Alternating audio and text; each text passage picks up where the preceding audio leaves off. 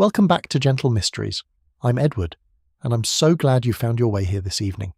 It never ceases to warm my heart how these stories reach so many of us, no matter where we are in this big wide world. Speaking of which, I'd love to know, in the comments, where are you listening from tonight, and do you have a little garden or allotment of your own? If you're new here, don't forget to subscribe so our cozy community can keep growing. Now, settle in, grab your tea or coffee and wrap up warm. Tonight's mystery begins in a quiet village shed. Now, let's begin tonight's mystery. It was the third week of January, and the village of Thornfield Parva lay under a sky the colour of old pewter. Not the cheerful storybook grey of Christmas cards, but the flat, indifferent grey of a winter that had long since exhausted its novelty, and now simply pressed down upon the village like a cold iron. The lanes were iron hard underfoot. The hedgerows had been stripped bare since November, and the rooks, 3 of them, always 3, sat in the elm at the top of Church Lane and said nothing at all. Thornfield Parva was not St Mary Mead. It was smaller, for one thing. It had no manor to speak of, only Hadley House, which the Fenwick family had occupied since before any living resident could remember, and which now stood with 2 of its upper windows dark and its wisteria cut back so severely that the front face of the stone looked rather like a man who had recently been shorn against his will. It had 1 public house, the Woolpack, and 1 shop that sold everything from paraffin to peppermints, though often as not one or the other was out of stock. It had a church, a vicarage, a small school that served 3 surrounding villages, and a stretch of communal allotment ground behind the old tithe barn that 10 families shared between them, under an arrangement so ancient and informal that no written record of it existed anywhere. It was on this allotment, specifically in the low timber shed that stood at its western edge, beside the stand of black-currant canes, that Mr. Gerald Fenwick had been found.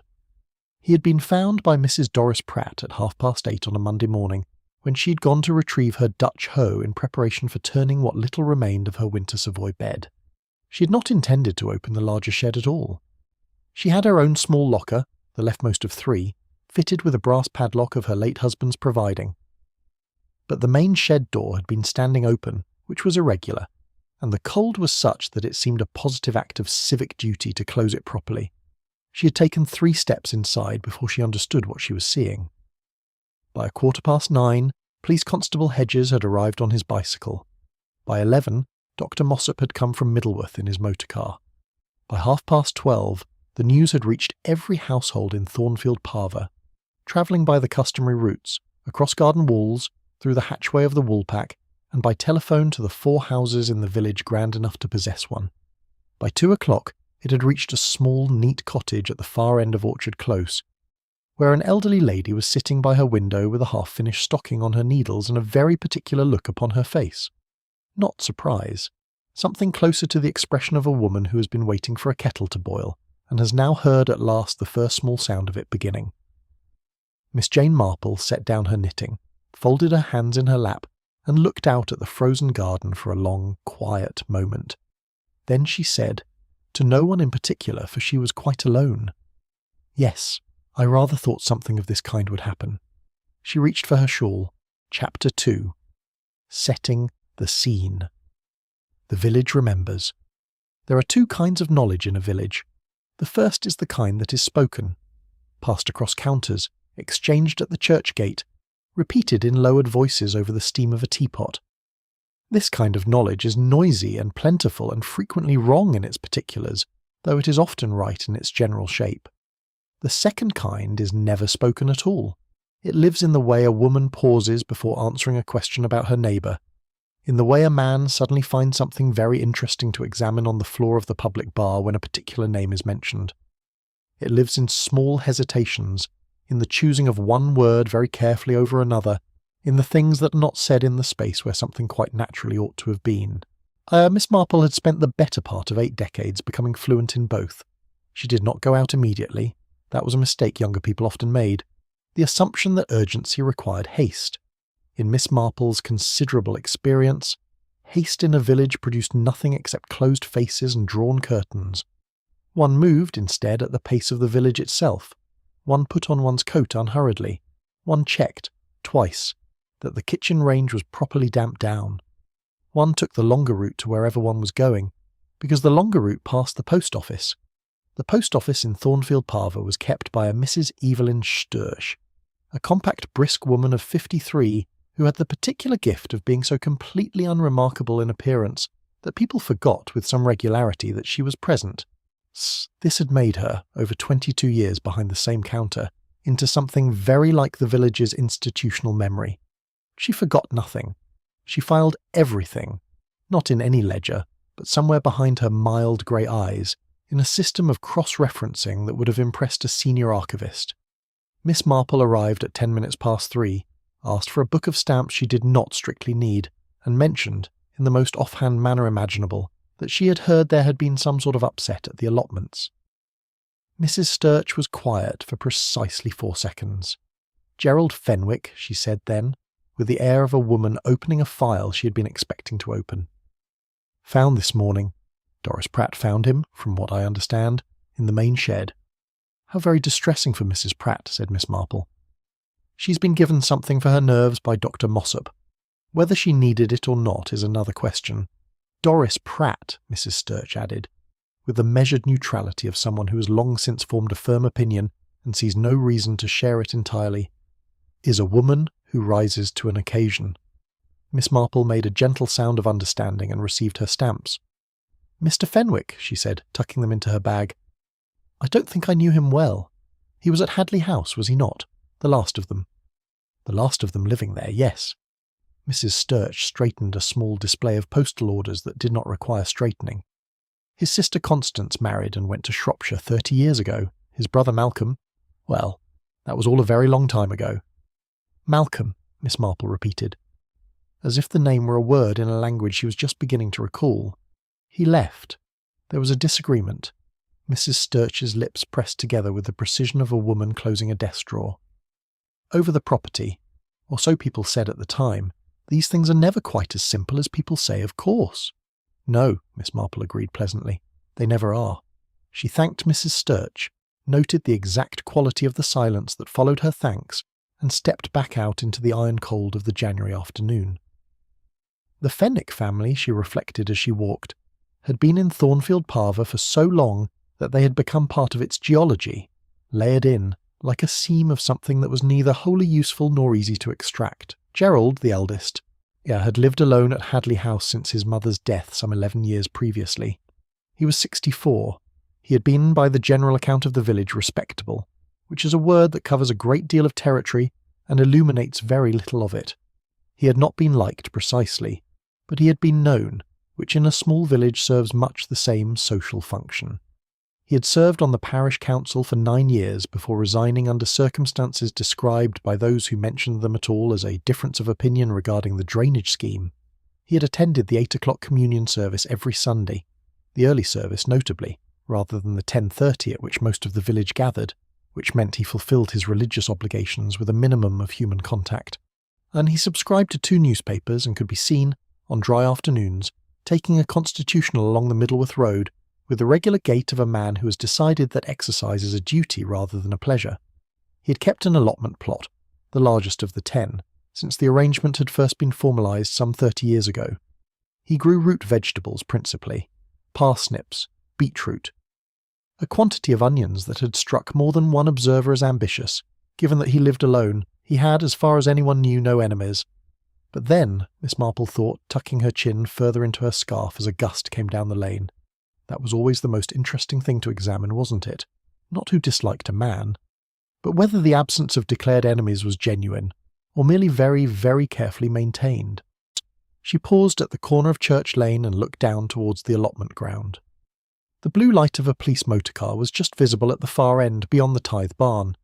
Constable Hedges, she suspected, would be very much in charge and would remain so until someone with more authority arrived from Middleworth, which would not be until tomorrow at the earliest. She did not go any further, not tonight. Instead, she turned towards home, her mind moving in that quiet, orderly way it had, like a woman sorting a button box in dim light, turning each piece between her fingers, not yet placing anything, only looking, only beginning to feel for the ones that didn't quite match. There was, she thought, something not quite right about the shed door having been left open. Gerald Fenwick had been a man of habit. Men of habit, in her experience, did not leave shed doors open in January. Not in the kind of cold that had settled on Thornfield Parva this week. It was a very small thing, barely worth mentioning. Miss Marple filed it carefully and went home to make her supper. Chapter 3. The Incident. What the shed contained. Dr. Edmund Mossop had been the Middleworth practice's attending physician for 27 years, and in that time he had developed what he privately considered a very reliable instinct for the difference between a death that required paperwork and a death that required a great deal more than paperwork. Gerald Fenwick, he had noted in his preliminary examination on Monday morning, required considerably more than paperwork. He had not said so to Constable Hedges immediately.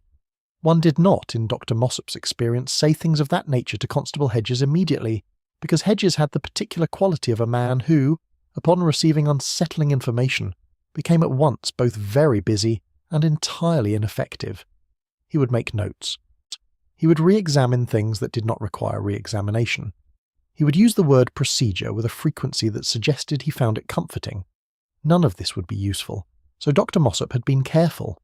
He had used the phrase unexplained circumstances in his initial report, which was accurate, restrained, and left sufficient room for the detective inspector from Middleworth, a sensible man named Carrow, whom Mossop had dealt with twice before, to draw his own conclusions without feeling managed. By Tuesday morning, Inspector Carrow had arrived. By Tuesday afternoon, Miss Marple had arranged to bring a pot of her preserved damson jam to Mrs. Doris Pratt, who was recovering from her shock in the front sitting-room of her cottage on Glebe Lane, under a blanket that had seen better decades, and with a copy of People's Friend open on her lap at an article she had clearly not been reading. "It is so good of you to call," said Mrs. Pratt, in the voice of a woman who's been hoping someone would call for some time. "I wouldn't dream of not calling," said Miss Marple, settling herself into the offered chair and accepting a cup of tea that was slightly too strong but very hot. "You've had the most dreadful shock, Mrs. Pratt, and in that cold. That is what strikes me particularly, the cold." Mrs. Pratt, who had been waiting since Monday morning for someone to appreciate the full meteorological dimensions of her ordeal, leaned forward at once. 4 degrees below, they said on the wireless. 4 degrees. My breath was coming in clouds just crossing from my gate to the allotment path. And then to find... She stopped, compressed her lips, rallied. "Well?" "Quite," said Miss Marple softly. "Quite. I wonder, you said the door was standing open when you arrived." "Wide open, not ajar. Wide. I thought at first the latch had failed again. It had been catching poorly since October. Mr. Fenwick himself mentioned it at the last allotment committee meeting, said he would look at it before the end of the month. He was very particular about that sort of thing, very particular about the shed generally. He was the one who arranged for the padlocks, you know, after those trowels went missing in the autumn of '53. "Yes, I think I had heard something of that," said Miss Marple, who had not, but filed the information about the trowels immediately. "So when I saw it standing open," Mrs. Pratt continued, "I thought it my duty to close it properly, because the cold, you understand, there are things in there that are affected by the frost, certain fertilizers. Mr. Atkins keeps his seed potatoes in the far corner, wrapped in newspaper, and I know for a fact that a hard frost would be the end of them." "Very public-spirited of you," said Miss Marple. "I thought so." Mrs. Pratt smoothed the blanket across her knees, with the satisfaction of a woman whose civic virtue has at last been properly acknowledged. "And so I went in. 3 steps, perhaps 4. She paused. He was against the back wall, between the shelf with the canes on and Mr. Jevons' locked cabinet, sitting, or not sitting exactly, he had slid, I think, down from the crate. Down. There is a large crate there that people sit on in warmer weather." "Was anything disturbed?" Miss Marple asked. "In the shed itself, I mean. Overturned or out of place?" Mrs. Pratt considered this with genuine care. It was one of the things Miss Marple had already decided she liked about Doris Pratt. Beneath the theatrics, she was fundamentally an accurate observer. "No," she said slowly. "That was rather... I thought of it afterwards. Everything was where it ought to be. The tools on their nails, the bags on the shelf. It was all perfectly... tidy." She said the word with a faint unease, as though tidiness in this context struck her belatedly as more troubling than chaos might have been. Except the small tin on the potting shelf. The one Mr. Fenwick kept his labels and wire in. It was on the wrong shelf. Second from the top instead of the third. I noticed because I had borrowed his label maker in September and I know exactly where he kept it. Miss Marple said nothing for a moment. She reached for her tea. "And was there any smell?" she asked, with the gentle matter-of-factness of a woman inquiring about the weather. "I only ask because sheds can be so various in winter. Paraffin, damp wood, that sort of thing." Mrs. Pratt opened her mouth, closed it. A small line appeared between her brows. "There was something," she said carefully. "I noticed it when I first stepped in, and then I had other things to occupy my attention. But yes, something slightly sharp, not paraffin, not damp, something almost," she searched for the word, "medicinal." Miss Marple walked home by way of the allotment path. She did not attempt to enter. The shed was cordoned with a length of rope that Constable Hedges had produced with evident satisfaction, and a young constable from Middleworth stood at the gate with his hands behind his back, and the expression of a man who had been cold for a very long time and could see no immediate prospect of improvement. She stood at the gate for only a moment, long enough to observe what she had come to observe. The shed door was now closed and latched, but on the wooden frame of the door, at approximately shoulder height on the inner left edge, she could see, even from the path, a mark, a pale, chalky smear across the dark, weathered wood, quite broad, the kind of mark a sleeve might make, or a shoulder, if a person had leaned there, or been placed there, with some weight. And below the door, on the stone threshold, half obscured by the morning's fresh frost but visible to a person who was looking specifically for it, the faint ghost of a boot print, not pointing inward, pointing out. As though someone had stood in the doorway facing the lane and paused before stepping away. She noted the size, she noted the tread, smooth, not agricultural, town shoes, or something very like them. Then she turned and walked home through the blue and fading afternoon, her mind still and clear and very busy. Digitalis, she was thinking, or something that could be made to resemble its effects very closely in a cold environment, in a man of 64 with a heart that, according to the general knowledge of Thornfield Parva, had been giving occasional notice of its intention since the autumn. Not a natural death, but made to look, high with considerable care and forethought, like one. The tin on the wrong shelf, the door left open, not by carelessness, but because the latch had been tampered with and could not be properly re-engaged from outside. The smell that was sharp and medicinal, and not quite like anything that belonged in an allotment shed in January. And those boots, pointing outward, walking away. Whoever had left Gerald Fenwick in that shed had been tidy about it, methodical, had thought about the cold, about the window of uncertainty it would provide, about the appearance of accident. They had thought about almost everything, but they had put the tin on the wrong shelf. Chapter 4. The Suspects. A village assembled. There is a particular kind of meeting that takes place in English villages in the wake of an unexpected death. Not the formal kind, with an agenda and a chairperson, but the organic, gravitational kind, in which people who would not ordinarily spend a Tuesday evening in one another's company find themselves, by a series of individually plausible steps, gathered in the same room. In Thornfield Parva, this room was the back parlour of the Woolpack. It was not a large room.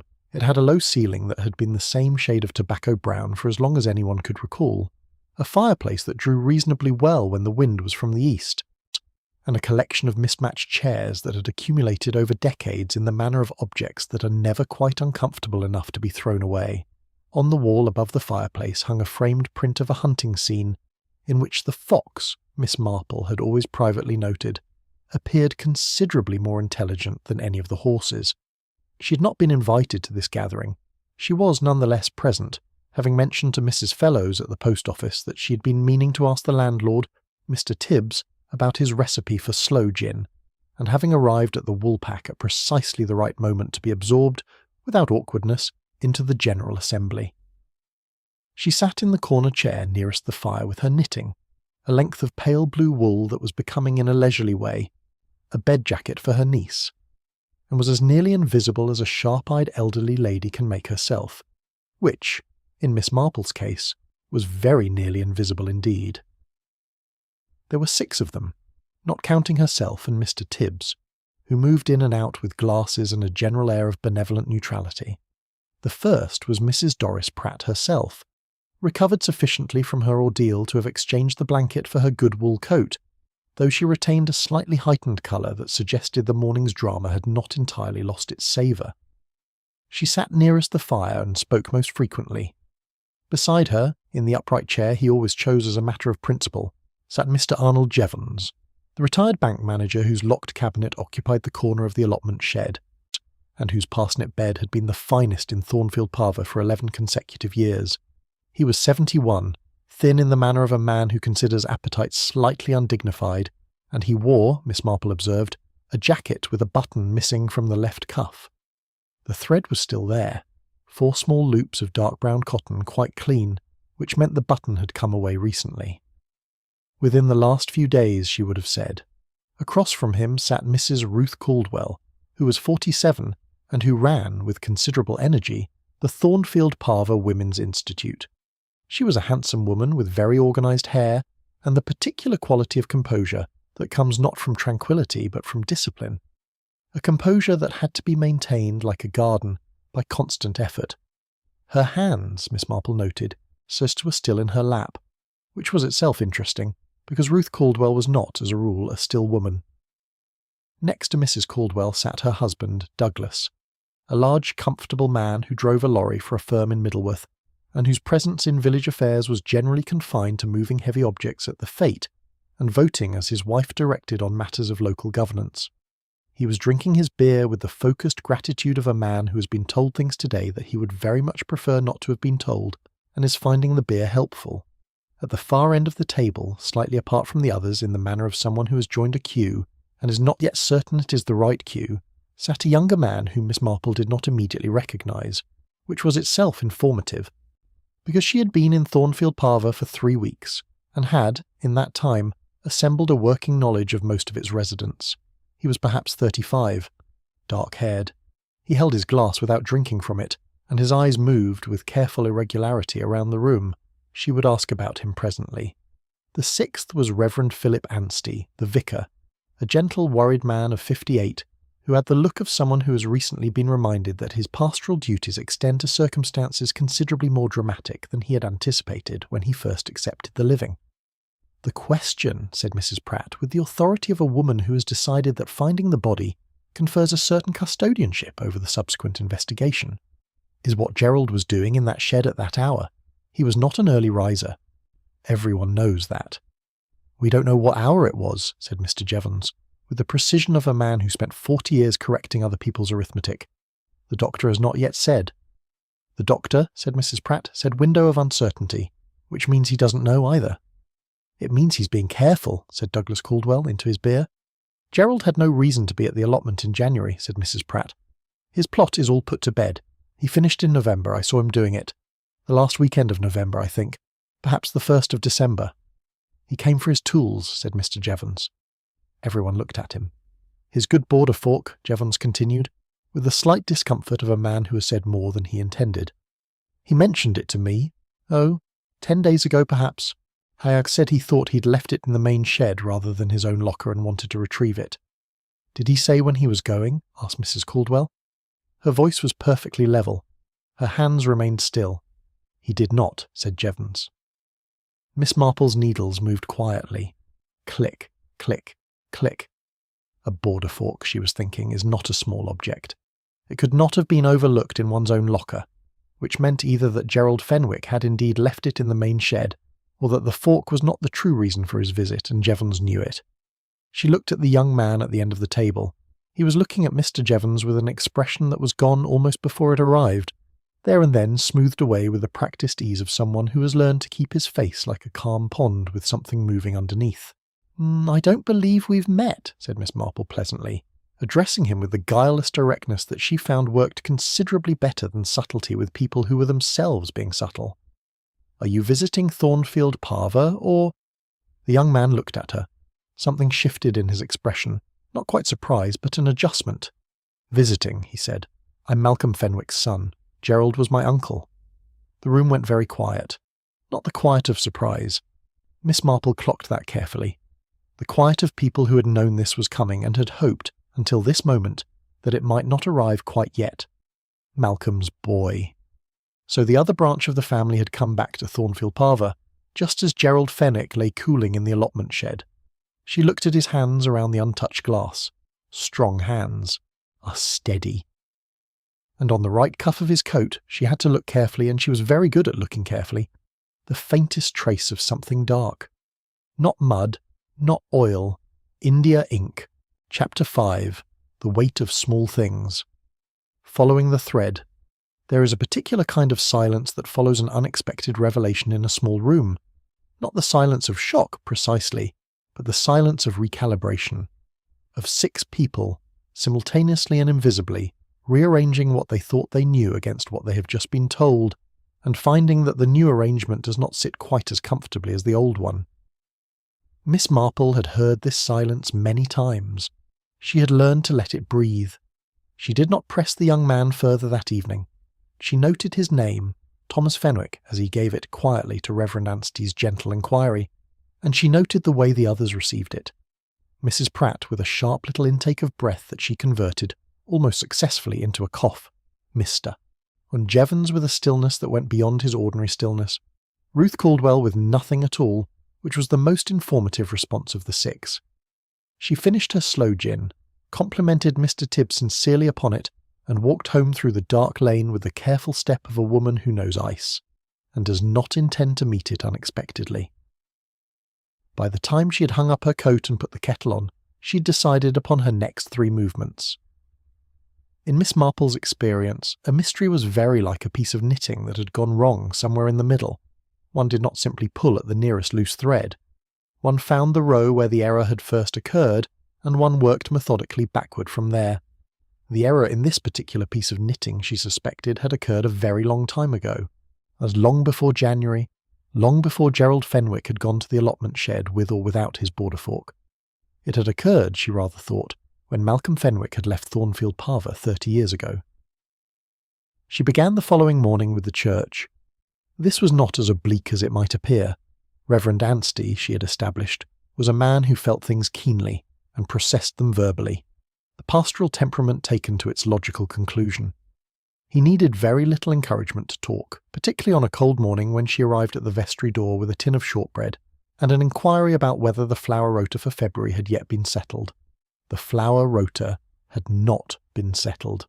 It rarely was at this stage of January, but the discussion of it provided a comfortable 20 minutes in the vestry, during which Miss Marple learned the following things. Malcolm Fenwick had left Thornfield Parva in 1924, following a dispute with his elder brother Gerald over the terms of their father's will. The elder Mr. Fenwick, Harold, had left Hadley House and the greater part of the estate to Gerald as the eldest son, with a sum of money to Malcolm that Malcolm had apparently considered inadequate, and Gerald had apparently considered generous. The specific figures had never been publicly known, but the general shape of the disagreement had been the subject of village discussion for the better part of a decade before it faded, as such things do, into the texture of local history. Malcolm had gone north, Yorkshire it was thought, though Reverend Anstey was careful to say thought rather than knew. He had married. He had not returned, not for his mother's funeral, not for Christmas, not for any of the ordinary occasions that draw estranged family members briefly back into proximity. And now his son Thomas was in Thornfield Parva, sitting in the woolpack with India ink on his cuff, 3 days after his uncle's body had been found in the allotment shed. "Did Thomas contact you before he arrived?" Miss Marple asked, with the air of someone pursuing a merely conversational thread. Reverend Anstey looked faintly uncomfortable. "He telephoned the vicarage on Sunday evening," he said. "He asked whether I could tell him anything about his uncle's affairs, his circumstances." "Sunday evening," Miss Marple repeated. "That would have been the evening before Mrs. Pratt found Mr. Fenwick." The Reverend's mild eyes went very still behind his spectacles.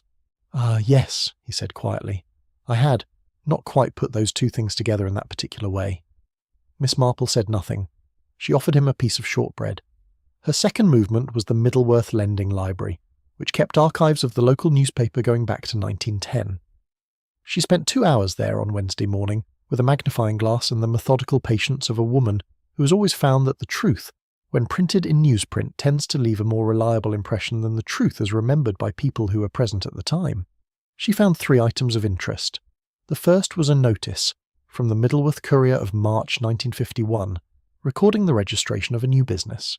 Fenwick and Associates, Land and Property Assessors, We're with offices in Middleworth, and a principal listed as Gerald Arthur Fenwick of Hadley House, Thornfield Parva. A small firm. Not prosperous by the look of the notice. The kind of announcement that occupies 3 column inches on an inside page and is read mainly by people with a professional reason to read it. The second was a letter to the editor, published in September of 1953, unsigned, as such letters sometimes were in those days, complaining in careful, lawyerly language about the conduct of an unnamed property assessor in connection with the valuation of a farm on the Middleworth Road.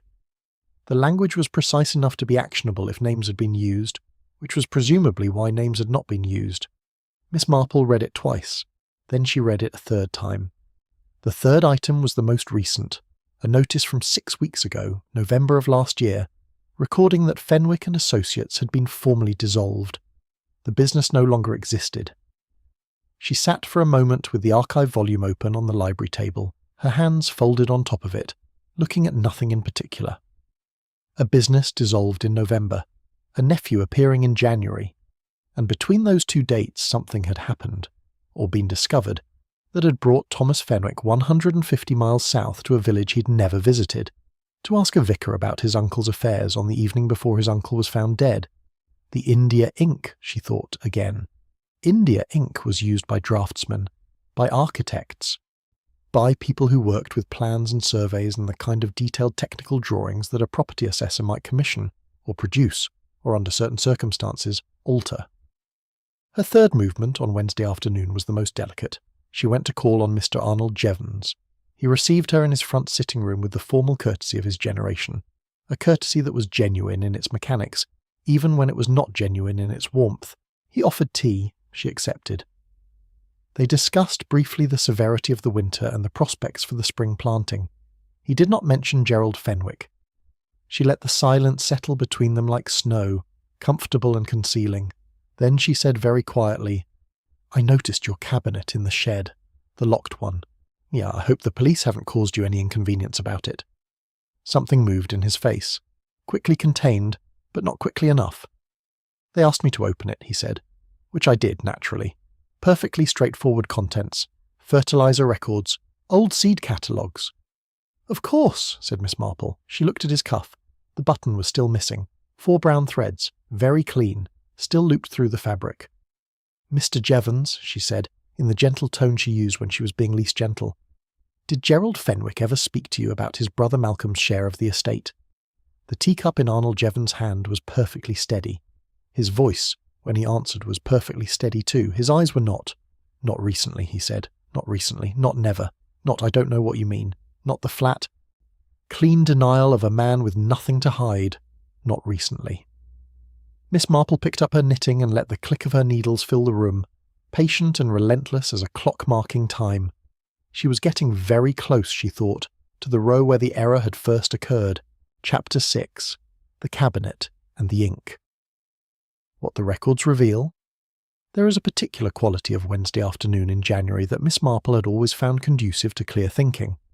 It had something to do, she believed, with the light, that flat pewter-white light that drained colour from everything and left the world looking like a very precise pencil drawing of itself.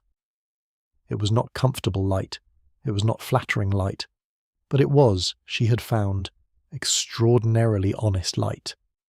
Things looked in January exactly as they were, without the softening effect of summer or the forgiving amber of autumn. Edges were edges, shadows were shadows, and a thing that did not quite fit its surroundings stood out with a clarity that kinder seasons would have blurred. She was thinking about the cabinet. Arnold Jevons had said, with perfect steadiness, with the trained composure of a man who had spent 4 decades managing other people's money and other people's anxieties about money, that it contained fertilizer records and old seed catalogues. This was possible. It was entirely possible. A retired bank manager who kept a meticulous allotment plot might very well maintain equally meticulous records of what he applied to his parsnip bed, in what quantities, and in what season. There was nothing inherently suspicious about a locked cabinet in a shared shed. Several of the allotment holders had their own secured storage, Mrs. Pratt's brass padlock being the most prominent example, and yet Miss Marple had noticed on her brief observation from the allotment gate that the cabinet in question was not a garden cabinet. It was not the shallow, rough-timbered thing one expected in an allotment shed, the kind assembled from old floorboards and hung with a hasp and a padlock from the ironmongers. It was a proper office cabinet, steel-framed, grey-painted, the kind that stood in solicitors' offices and bank backrooms and the administrative quarters of small businesses. It had a 3-point locking mechanism. It was, she estimated, approximately 30 years old, the same vintage, roughly, as the dissolution of the original Fenwick family arrangement. Nobody brought an office cabinet to an allotment shed by accident. She required, she decided, a closer look at Mr. Arnold Jevons. This was not as simple as it might have been with a less self-contained man. Jevons was not a frequenter of the Woolpack. He did not attend the Women's Institute talks, for obvious reasons, nor the parish council meetings, from which he had resigned 2 years previously under circumstances that Mrs. Sturch at the post office had described, with characteristic compression, as a question of process. He went to church at the 10:30 service, sat in the third pew on the left, and departed immediately after the blessing without lingering for conversation.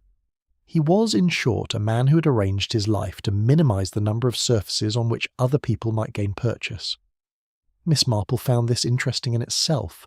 In her experience, people who were genuinely straightforward rarely needed to be quite so architecturally careful about their privacy. She approached the problem from a different direction. On Thursday morning, she visited the Middleworth offices of Messrs. Calloway and Bright, solicitors, on the pretext of inquiring about the update of her own will, a document that was, in fact, perfectly current, but which had the great advantage of providing a legitimate reason to sit in a solicitor's waiting room for a considerable period of time. Mr. Bright, the junior partner, was a nervous young man of 30 who clearly found elderly ladies simultaneously harmless and slightly alarming, a combination that Miss Marple had found professionally useful on numerous occasions. He confirmed, when she mentioned in passing that she was staying in Thornfield Parva and had been saddened to hear of Mr. Fenwick's death, that Fenwick and Associates had indeed been a client of the firm's, until, as he put it with careful vagueness, the relationship concluded. "I understand the business was dissolved in November," Miss Marple said pleasantly. Mr. Bright looked at his pen. "I'm not really in a position to discuss—" "Of course not," said Miss Marple. "I only ask because I had heard, in the way one does hear things in a village, that there had been some question about certain property valuations. Years ago, I wondered whether that was connected."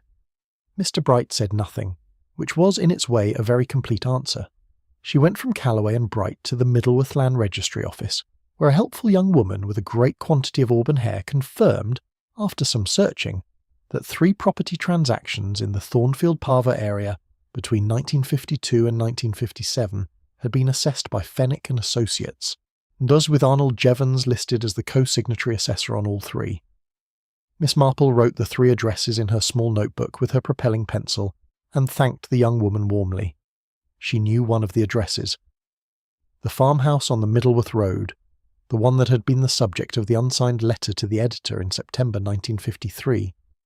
It had been sold in that year for a price that, if the valuation had been accurate, was entirely reasonable.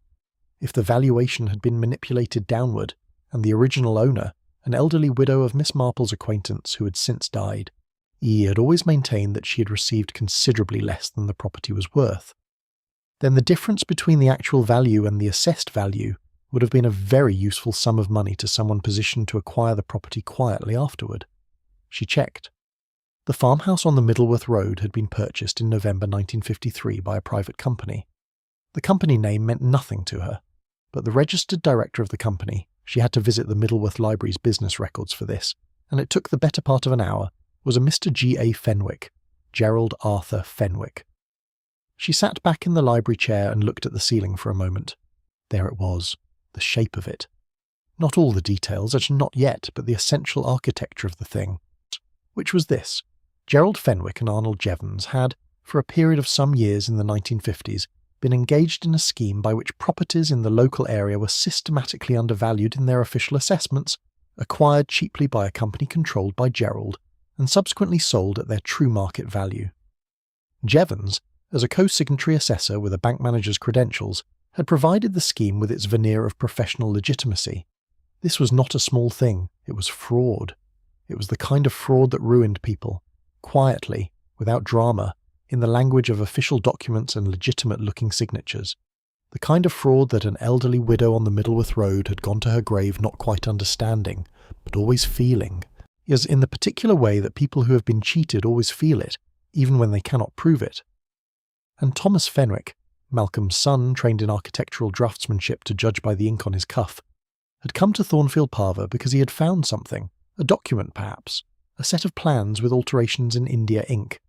Something in his late father's papers that had pointed him, 30 years after the original dispute, to the understanding that what Gerald had done to Malcolm with the will had not been the only injustice.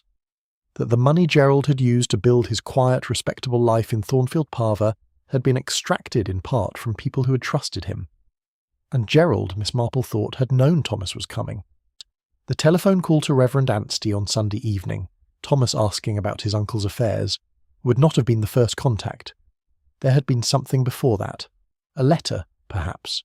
A demand. Gerald had gone to the allotment shed, not for his border fork, but to meet someone, or to retrieve something from the steel cabinet before someone else could reach it. And someone had been there before him. She closed her notebook. The tin on the wrong shelf. The door that could not be latched from outside. The smooth-soled boot print pointing outward. The medicinal smell that Doris Pratt had noticed and then set aside. And now, beneath all of it, the slow revelation of a fraud that had lasted years and ruined quietly and left, like all such things.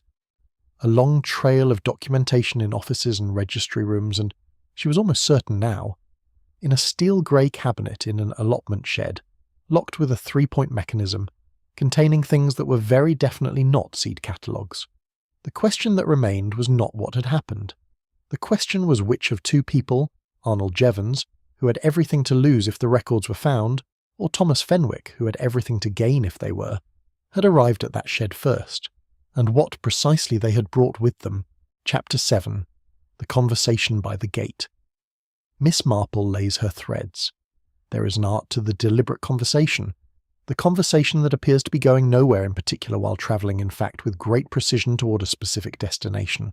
It requires patience, a genuine interest in the person one is speaking to, and the ability to seem entirely absorbed in the surface of things while attending, with complete focus, to what lies beneath.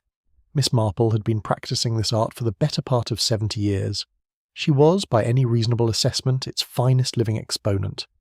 She found Thomas Fenwick on Friday morning, at the gate of the allotment ground. This was not, strictly speaking, a coincidence.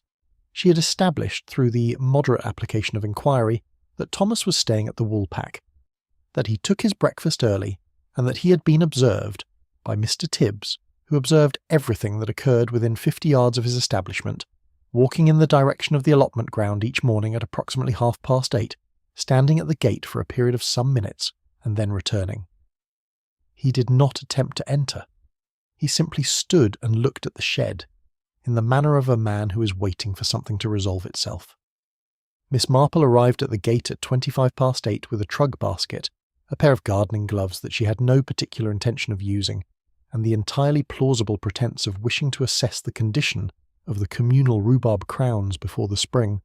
Thomas Fenwick was already there.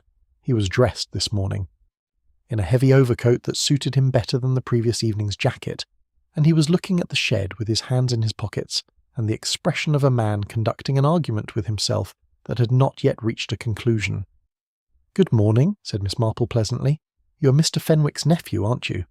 We were introduced in a manner of speaking at the Woolpack. I'm Miss Marple. I'm staying in the village for a few weeks. I find winter visits to a new village very instructive. Everything is so much clearer when the leaves are down." Thomas looked at her. There was a brief, assessing pause of the kind she recognised. The pause of an intelligent person deciding how much of their intelligence to display. "Miss Marple," he repeated. "Yes, I remember." "I was so sorry to hear about your uncle," she said, settling comfortably against the gate-post with the ease of someone who intends to remain for some time. "It must be particularly difficult, arriving in a place you don't know, under such circumstances." "I knew the place a little," he said, "from my father's descriptions." "Ah, he spoke of Thornfield Parva?" "He spoke of Hadley House." A pause. "Not always fondly." "No," said Miss Marple gently, "I imagine not. The circumstances of his leaving must have been very painful." Thomas looked at her with slightly more attention than before. "You know about that?" "One hears things in a village," she said. 30 years is not so very long in a place like this. People remember. Not always accurately, of course. Memory in a village is rather like a garden that has been left to itself. The essential shapes are still there, but they have grown over each other in ways that were not originally intended. He was quiet for a moment. Below them, the frozen ground of the allotment lay grey and still. The police rope was still in place across the shed door, though the constable from Middleworth had long since been replaced by the mere implication of official procedure. My father believed, Thomas said at last with the careful precision of someone who has decided that partial honesty is safer than complete concealment, that he was cheated, not just by the will, though the will was bad enough, but by the years before the will. He believed that money had been redirected, away from the estate, into other things. He could never prove it, he didn't have the documents. "But you," said Miss Marple, "may have found some." The silence that followed was of the recalibrating variety. "My father died in October," Thomas said quietly.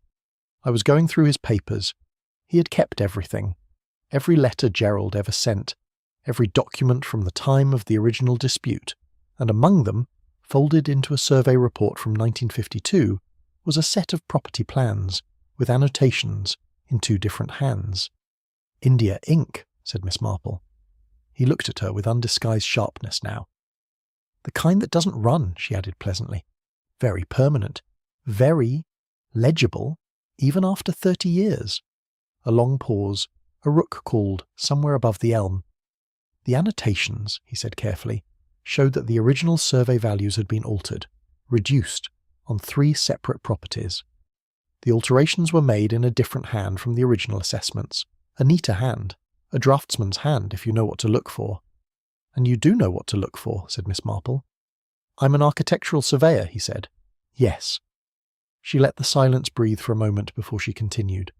"Mr. Fenwick," she said, with the gentle directness that she found worked so well with people who were themselves being direct beneath a careful surface, "I want to ask you something, and I would be grateful if you would consider answering me honestly rather than strategically. Did you contact your uncle before you came to Thornfield Parva?" He hesitated. Then, "I wrote to him 3 weeks ago. I told him what I had found and what I intended to do with it." "And what did he reply?" "He didn't. Not in writing." Another pause, yet heavier than the previous ones. "He telephoned me last Saturday. He said the documents I'd found were incomplete and had been misinterpreted, and that if I came to Thornfield Parva he could explain everything. He said there were other documents that would put the plans in their proper context. He said they were in the allotment shed." Miss Marple absorbed this with perfect stillness. "He asked you to meet him at the shed," she said, "on Sunday morning, early." Thomas's jaw tightened slightly. "I drove down on Saturday evening. I telephoned Reverend Anstey because I'm not sure what I wanted. Someone neutral, I suppose. Someone who could tell me whether Gerald was the kind of man who might be telling the truth." A short, humourless breath. Anstey was not entirely reassuring on that point. "And Sunday morning," she said. "I went to the allotment at 7. The gate was unlocked. The shed door was open." He stopped. "And," said Miss Marple quietly, "he was already there." His voice had gone very flat. "Already? As he was? I didn't touch anything. I stood in the doorway for, I don't know, perhaps a minute, perhaps less. And then I stepped back and walked away and tried to decide what to do, and by the time I had decided, Mrs. Pratt had found him, and there was a police constable on a bicycle, and the decision had been made for me." Miss Marple looked at the shed. The boot print, she thought, pointing outward. That had been Thomas Fenwick stepping back from the doorway, not the killer leaving, the nephew arriving, and then, afraid or shocked or calculating, retreating. "You didn't tell the police," she said. "No." "You will need to," she said, not unkindly. "Inspector Carrow is a methodical man. He will establish the timeline regardless, and it will be considerably better for you if he hears it first from you." She paused. "But there is one thing I must ask before you do. The documents your uncle mentioned, the ones he said were in the shed. Did you see a cabinet? A steel cabinet, grey, with a proper lock?" Something flickered in Thomas's face. "It was there. I noticed it." "Was it locked?" He met her eyes. "It was open," he said. The door was hanging slightly open, as though someone had unlocked it and not re-engaged the mechanism. He paused. It was empty. The cabinet was empty. Miss Marple was quiet for a long moment, looking at the frost on the allotment path and thinking about a man who had brought an office cabinet to an allotment shed 30 years ago and kept it locked ever since, about what such a cabinet would contain, about who, besides Gerald Fenwick himself, would have a key to a 3-point lock, about a retired bank manager with a missing button and very steady hands, and a particular careful stillness that had nothing to do with tranquillity. "Thank you, Mr. Fenwick," she said. "I think you should go and speak to Inspector Carrow this morning. Tell him everything, including about Sunday. It will be all right." She said this with the quiet certainty of a woman who has, on this particular subject, a great deal of relevant experience. She picked up her trug basket. "Miss Marple," said Thomas as she turned to go, "do you know who did it?" She considered the question honestly. "I know the shape of it," she said. "The remaining question is one of sequence. Who moved first, and how much time there was between one set of footsteps and another?" She left him at the gate and walked back along the frozen lane, her mind moving with the quick, certain rhythm of a woman who has found the dropped stitch at last and knows, within 2 rows, perhaps 3, exactly where the pattern went wrong. Chapter 8. The Missing Key, Arnold Jevons, and the Final Accounting. There is a type of guilt that is indistinguishable to the casual observer from respectability. It wears the same clothes. It attends the same church service, at the same hour in the same pew. It maintains the same garden, grows the same parsnips, and keeps its tools, every last one of them, hung on the correct nail in the correct order. It is punctual, self-contained, and quietly correct in all its observable dealings with the world. It has learned, over a very long period, to present so consistent and unremarkable a surface that the eye slides off it without purchase, in the same way that it slides off wallpaper and postboxes and other things that have been in their proper place for so long that they have become effectively invisible. Miss Marple had known this type of guilt before.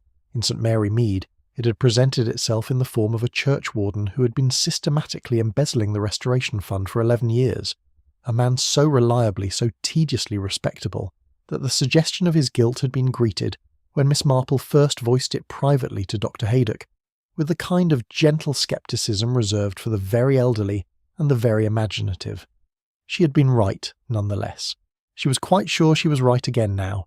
She did not go to Arnold Jevons directly. She went first to Inspector Carrow.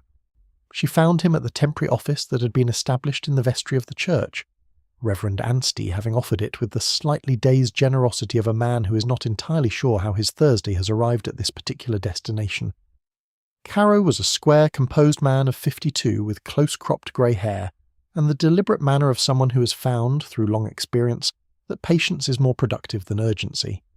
He had dealt with Miss Marple once before, in a matter concerning a disputed inheritance in Middleworth 3 years previously, and he received her now with the particular quality of attention that he reserved for people who had, in the past, been irritatingly correct. She told him, in precise and ordered sequence, what she had established over the course of the week. The property fraud. The steel cabinet. The documents in Thomas Fenwick's possession. Thomas's presence at the shed on Sunday morning, and the empty cabinet he had found there. Carrow listened without interrupting, which she appreciated. He made 3 notes in his book, which she also noted. 3, and not more, suggesting that most of what she told him confirmed rather than contradicted what he had already partially assembled. "The cabinet," he said, when she had finished. "We found it empty also. We assumed it had always been used for storage and had simply been cleared out at some point in the past. The lock showed no sign of recent—" "The lock would not," said Miss Marple. "If it was opened with the correct key, by someone who had held that key for 30 years, there would be no sign of forcing. And a man who keeps a bank manager's cabinet in an allotment shed keeps it because the contents require the security of a bank manager's habits. He would not be careless with the key." Carrow was quiet for a moment. "Jevons. He co-signed the assessments," Miss Marple said. "He was the professional legitimacy of the arrangement. Without his signature, Gerald Fenwick's company could not have acquired those properties at the assessed values. The transactions required a qualified assessor's endorsement, which means the original documents, the ones with the alterations in India ink, would have been as dangerous to Jevons as to Gerald. Perhaps more so. Gerald is beyond the reach of consequences now. Mr. Jevons is not."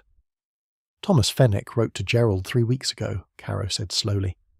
"If Gerald told Jevons—" Gerald telephoned Thomas on Saturday, Miss Marple said. He arranged to meet him at the shed on Sunday morning. I believe he told Jevons the same thing, that Thomas was coming, that the documents had been found, that the cabinet needed to be cleared before Thomas could reach it, and Jevons agreed, or appeared to agree. But Jevons would have understood, with the clarity of a man who has spent 30 years knowing that one particular thread, if pulled, would unravel everything, that clearing the cabinet was not sufficient, that Gerald himself, who knew everything, who had conducted the scheme and kept the records, was the greater risk. Gerald might have made a deal with his nephew, Caro said. Precisely. Thomas wanted justice for his father's estate. Gerald might have offered it, quietly, financially, without courts or documents or public record, in exchange for Thomas's silence. That would have suited Gerald very well.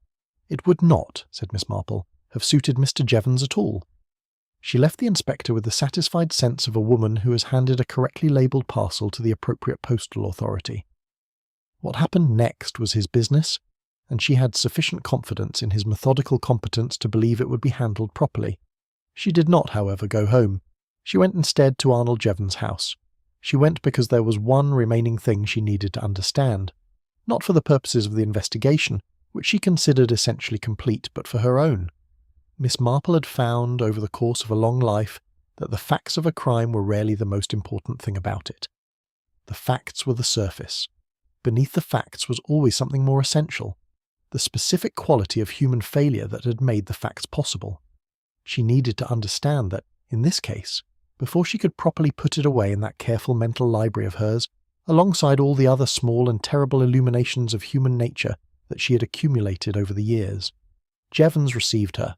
He had no particular reason not to. He did not yet know that she had spoken to Caro, and Miss Marple presented herself as always as merely a visiting elderly lady making a neighbourly call. She accepted tea. She sat. She looked at him with the quiet, steady attention that she had learned to deploy without appearing to deploy it. He was composed. He was, she thought, the most consistently composed person she had encountered in Thornfield Parva. Even now, even knowing what he knew about what was in that shed, about what he had done in the cold early hours of Sunday morning, he sat in his precise, ordered sitting room and poured tea with a hand that did not tremble by so much as a fraction. "I wanted to ask you," she said, after the preliminary courtesies had been observed, "about the cabinet in the shed. I hope you don't mind. I am an old woman, and I find curious things stay in my mind." "The cabinet is mine," he said. "I've kept it there for many years. Old professional records. I cleared it out some time ago. There comes a point at which one realises one is keeping things out of habit rather than necessity." "Yes," said Miss Marple. "I quite understand that impulse." She paused. I imagine Gerald Fenwick had a key to it as well, given the nature of what was stored there." 4 seconds of silence, she counted them. "Gerald had no key to my cabinet," Jevons said. "Ah," said Miss Marple gently. "I see." She looked at his cuff, the missing button. 4 brown threads, very clean. She thought about the mark on the shed door frame, the broad pale smear at shoulder height, the kind a coat might leave when a person leaned with some weight and some urgency against a surface in the dark. "Mr. Jevons," she said, in the tone she used when kindness and honesty were in precise and equal proportion, "I want you to know that Inspector Caro is a fair man, and I want you to know, because I think it matters, that whatever Gerald Fenwick was and whatever you did together 30 years ago, a court will take the full measure of everything, including the years before Sunday morning." The composure held. It held for a long, impressive moment. And then, very quietly, like a wall that has been solid for decades and meets at last the one winter that is too long and too cold, something in Arnold Jevons' face gave way. He did not speak. He set his teacup down with perfect care in its saucer. He folded his hands in his lap, and he looked out of his sitting-room window at his winter garden, the bare beds, the frost-hardened paths, the carefully maintained order of a life that had been built, brick by brick, on a foundation that had always known it might not hold. Miss Marple sat quietly and let him have the silence. It was the least she could do, and sometimes she had found it was the most. Chapter 9. The Threads Drawn Together. Miss Marple explains. There is a moment in every mystery, not the moment of discovery, which is dramatic and satisfying in its way, but a quieter moment that comes slightly after, in which all the separate threads that have been accumulating, each one apparently minor, each one easily dismissible on its own, are drawn together into a single coherent shape. It is the moment in which a collection of small, unrelated oddities becomes, suddenly and irrevocably, a pattern. Miss Marple had always thought of this moment as being very like the completion of a difficult row in a complex piece of knitting. The individual stitches had all been there from the beginning. The pattern had always been latent in them. But until the row was finished, until the last stitch was placed, and the needles paused and one held the work up to the light, it was impossible to see the whole. She held it up to the light now on Friday evening, in the sitting room of her borrowed cottage in Orchard Close, with the fire banked and her tea growing cool on the table beside her, and her knitting untouched in her lap. Inspector Carrow sat across from her in the armchair that was slightly too low for a man of his height, with his notebook open and his pen ready, in the manner of a man who suspects he's about to receive a great deal of precise information and wishes to record it accurately. Thomas Fenwick sat on the small sofa near the window, with the look of a person who has spent several days being uncertain whether they are a witness or a suspect, and is only now beginning to understand that they are, in fact, neither. Reverend Anstey sat nearest the door, which Miss Marple had arranged deliberately. He would, she knew, be the one to carry whatever was said here into the pastoral dimension of the village's understanding, and it seemed right that he should hear it fully and clearly. She poured fresh tea for all of them, because it seemed the proper way to begin. The difficulty with this particular case, she said, settling back with her own cup, is that it contains two separate crimes, separated by 30 years, and the temptation is to look only at the recent one. Inspector Carrow has, I think, resisted that temptation admirably, but I should like, if I may, to lay both out together, because they are not in fact separate. They are the same crime, encountered at two different points in its natural history. The first was the planting, the second was the harvest. Carrow made a small sound of assent and did not interrupt. 30 years ago, Miss Marple continued, Gerald Fenwick and Arnold Jevons entered into an arrangement of considerable mutual benefit. Gerald had the local connections, the family name, and the shell of a property business with which to conduct transactions. Arnold had the professional credentials, the assessor's qualification, the bank manager's reputation, that gave those transactions their veneer of legitimacy. Together, they systematically undervalued a series of local properties, acquired them at the falsely reduced prices, and subsequently sold them at their true value. The profits were shared. The documentation was kept, because both men were too careful and too professional to operate without records, and because each needed a hold over the other. Thomas Fenwick looked at his hands. The records were kept in the cabinet, Miss Marple continued. Arnold's cabinet with Arnold's lock, but with a key held by both men, because Gerald would not have trusted a record of his own wrongdoing to a lock he could not himself open, any more than Arnold would. This was their arrangement for 30 years, a mutual assurance policy, one might call it. As long as both men held keys, neither could use the documents against the other without implicating himself. Mutually assured destruction, said Carrow quietly. Precisely. And it worked perfectly well as long as no outside party knew the documents existed. She looked at Thomas.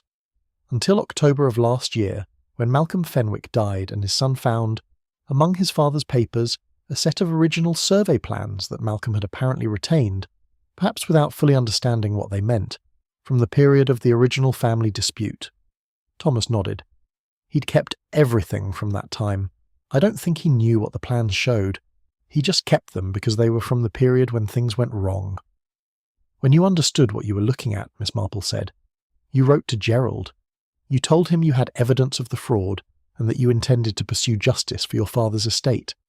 Gerald's response, telephoning you, inviting you to the shed, speaking of other documents that would provide context, was not an attempt at explanation. It was an attempt at management. He had decided, I believe, that the cleanest solution was to give you enough of the truth to satisfy you, while retaining enough control over the documentation to protect himself. He was going to offer you a financial settlement. Quiet, private, undocumented. He never got the chance, Thomas said. No, said Miss Marple, because he made a fundamental error. He told Arnold Jevons. She set down her cup and folded her hands. Gerald told Jevons that Thomas was coming. He told him the cabinet needed to be cleared, the most incriminating documents removed, before Thomas arrived. Jevons agreed, or appeared to. But Jevons understood something that Gerald perhaps did not fully appreciate. A financial settlement with Thomas, even a private one, required Gerald to remain alive and discreet for the rest of his natural life, and Gerald Fenwick, who had already demonstrated a willingness to manage inconvenient truths by arrangement rather than by principle, was not a man in whom one could place unlimited confidence. She paused. Moreover, Gerald was 64 and in uncertain health. People in uncertain health sometimes make decisions about their legacy, about what they wish to leave behind them and what they wish to put right. Jevons could not know, with any certainty, that a Gerald Fenwick who was approaching the end of his life would continue to hold his silence indefinitely. The documents in the cabinet were the lock that held them both. But with Thomas Fenwick now in possession of the original plans, the lock was already compromised. So he decided, Caro said, to remove the more immediate risk. He went to the shed in the very early hours of Sunday morning, Miss Marple said. Before Gerald arrived, he used his key to open the cabinet and removed its contents. He waited. When Gerald arrived, alone, in the dark, in the cold, believing he was there to prepare the ground for a meeting with his nephew, Jevons was already present. She was quiet for a moment. Gerald Fenwick was not a well man. His heart had been giving indications of its intentions for some time. Dr. Mossop will speak to that more precisely than I can. What Jevons introduced into Gerald's tea, the flask was his own, brought with him, taken away again afterward, was digitalis, in sufficient concentration to precipitate a cardiac event that would, in a man of Gerald's age and condition, in that temperature, present entirely consistently with natural causes. The cold was, of course, helpful. It slows the processes by which such things are detected. It was why the time of death could not be precisely established. The medicinal smell, Caro said, which Mrs. Pratt noticed and then set aside because she had other things to occupy her attention. Yes. Miss Marple nodded. Jevons then arranged Gerald as naturally as possible and left. He closed the shed door, or attempted to, but the latch, as Mrs. Pratt had observed, had been catching poorly since October. It would not re-engage properly from outside. He could not risk spending more time at the door. He walked away and left it standing open. "The boot print," said Caro, pointing outward. "Town shoes, not agricultural." "Jevons does not keep an agricultural wardrobe. He is a town man, even in his gardening." She paused. And the mark on the door frame, the broad pale smear at shoulder height, was where he leaned for a moment in the dark, trying to engage the latch. His coat would have been pale. He has a pale gabardine. I noticed it in the vestry. The mark was the right height for a man of his build. Thomas Fenwick let out a long, slow breath. And when I arrived, an hour later, perhaps less, he was already gone. And the cabinet was already empty, Miss Marple said. You saw Gerald, stepped back and walked away, which was understandable, if not strictly advisable. Your boot print, pointing outward, overlaid Jevons's slightly, both facing out, both in the doorway. It was only the difference in the tread, smooth town leather versus your own work boots, that distinguished them, and only if one looked carefully in good light, with prior reason to look. The room was very quiet. The fire shifted and settled. "The button," said Caro suddenly, looking at his notes. "Yes," said Miss Marple. "The button from Mr. Jevons's jacket cuff. 4 brown threads. Very clean. Meaning recent. I believe it came away in the shed. Possibly when he was arranging Gerald or reaching into the cabinet in the dark and caught his cuff on the metal edge. He did not notice, or did not wish to draw attention to himself by searching for it in the shed. The constables will find it, I expect, if they haven't already, on the floor near the cabinet, or caught in the gap between the floorboards beneath it." Caro wrote something in his notebook, underlined it, and closed it. He stood. "Miss Marple," he said, with the measured sincerity of a professional man acknowledging a professional debt, "I am grateful." "Not at all," she said. "I only noticed what was there to be noticed. The shed door, the tin on the wrong shelf, the boots facing the wrong way, small things. But then," she added, with the mild certainty of a woman who has held this view for a very long time and found nothing to revise in it, "it is always the small things, isn't it? The large things, the fraud, the fear, the 30 years of careful concealment, those are quite invisible until you understand the small ones." She picked up her knitting.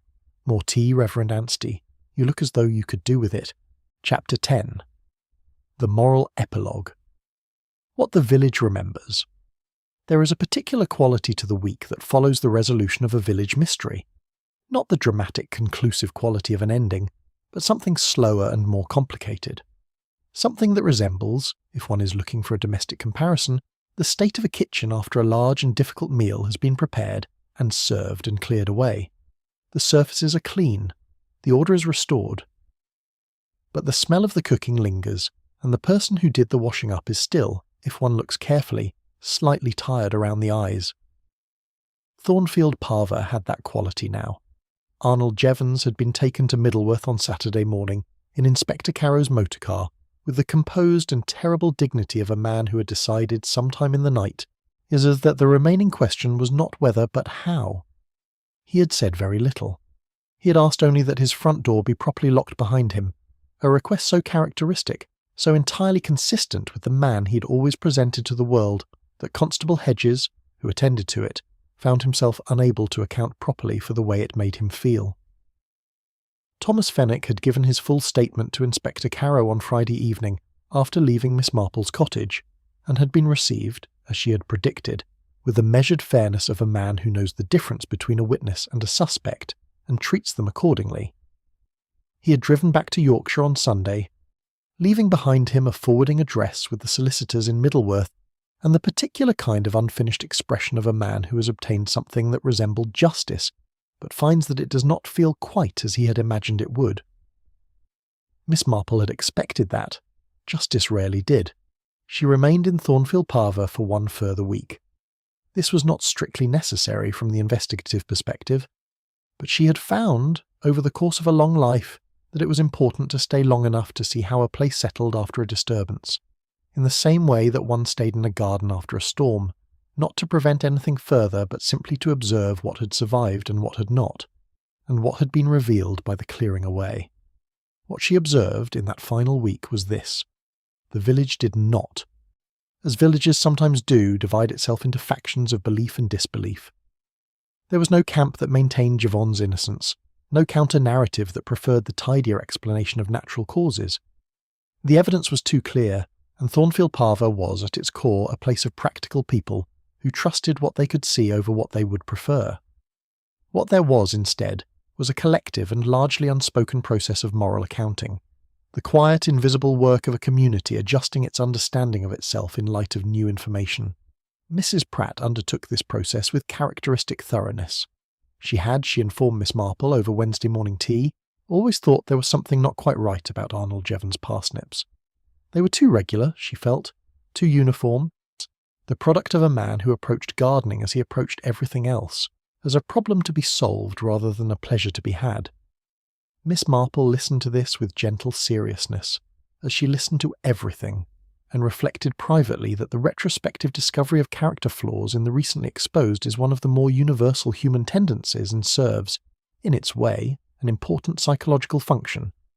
It restores the sense that the world is legible, that the signs were always there if one had known how to read them. Reverend Anstey took longer.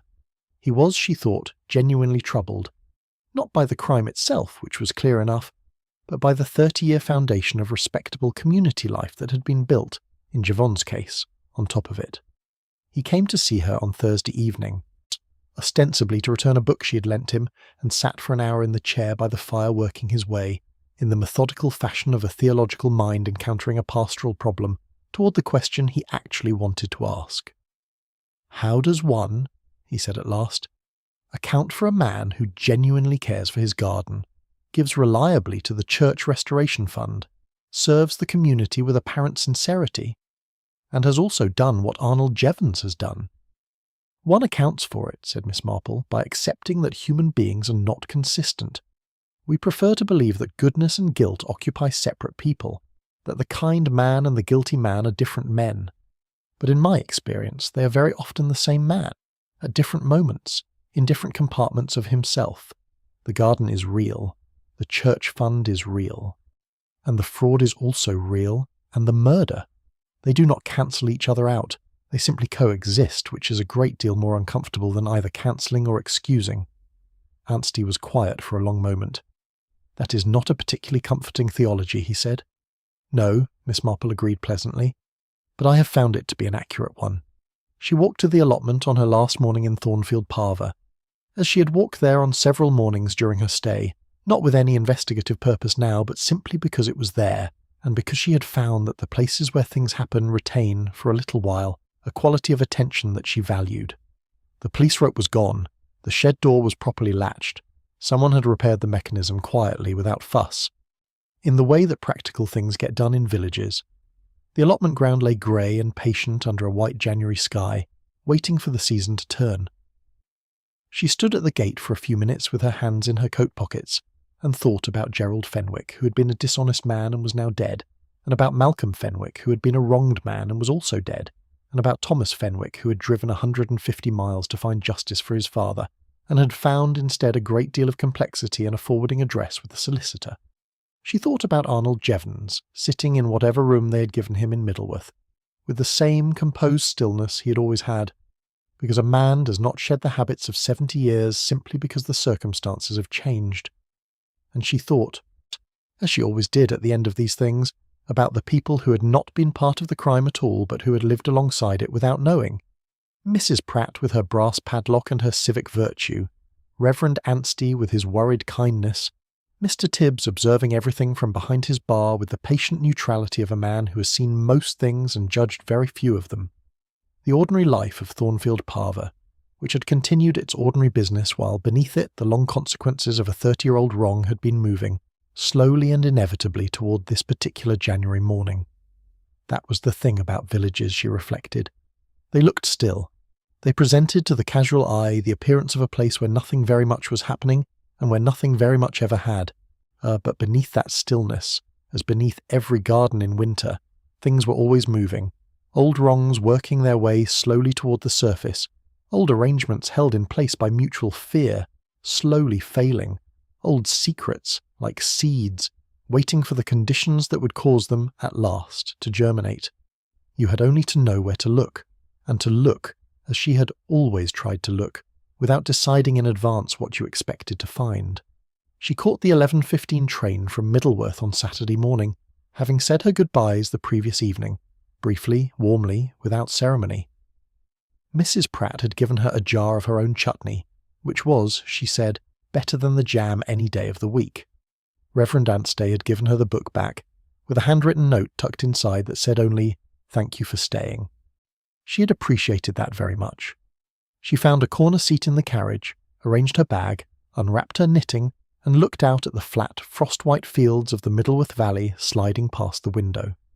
The sky was beginning, very tentatively, to show the first pale suggestion of blue at its eastern edge. Not spring yet, not even the promise of spring. But the first faint indication that winter was aware spring existed, and was beginning, in its slow and grudging way, to make room. She found her place in the knitting, counted her stitches, all present, nothing dropped.